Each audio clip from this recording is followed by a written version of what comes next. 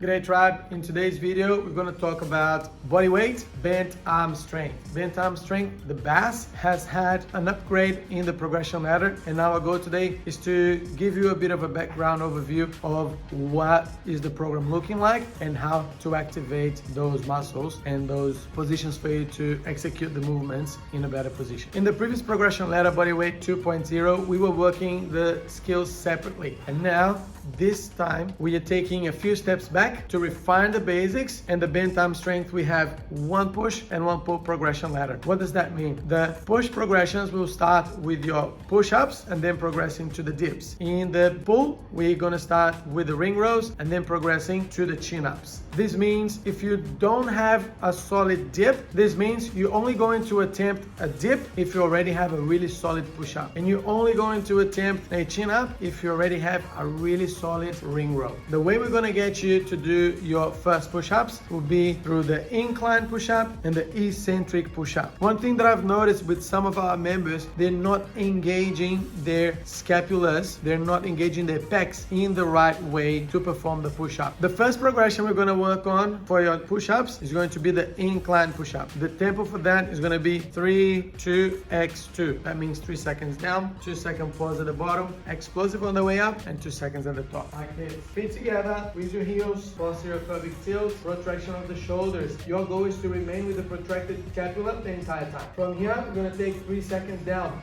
1, 2, 3. Hold. 1, 2. Push. X. 1, 2 at the top. Go down.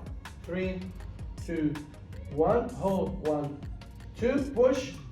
Hold. 1, 2. Then again. 3, 2, 1. Hold. 1, 2. Push. X. For 10 repetitions, 10 reps on that movement. And then we have the eccentric push-up, which we're going to take 8 seconds down, 3 seconds at the bottom. Don't push and come back to the top, like this. Heels together, driving forward, posterior pelvic tilt, shoulder blades protracted. 8, 7, 6, 5, 4, 3, 2, 1. Chest to box. 1, 2, 3. Walk out. This movement, 8 repetitions. Now, once that feels good, we're going to start moving the box slower, all the way to the floor. When you get to the floor, you're going to be doing the eccentric push-up on the floor. 8, 7, 6, 5, 4, 3, 2, 1. Hold. 1, 2, 3, and drop. One more time. Heels together, toes driving forward, posterior tilt, protraction of the shoulders. 8, 7, 6, 5, 4, 3, 2, 1. Hold. 1, 2, 3, and drop.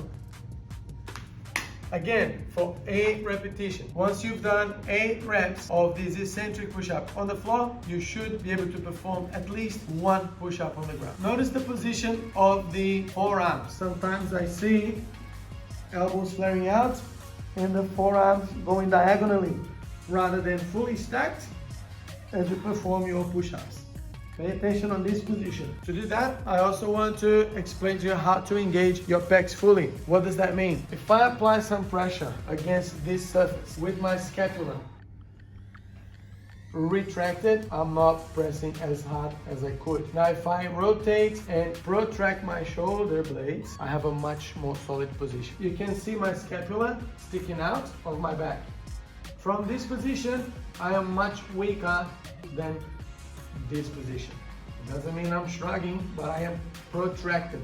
This way my pec is much more directly involved in the push. So something that I've noticed sometimes with some members, this is what happens to them. From the push-up position, instead of maintaining the scapulas protracted all the time to the bottom of the push-up, what happens to them is this.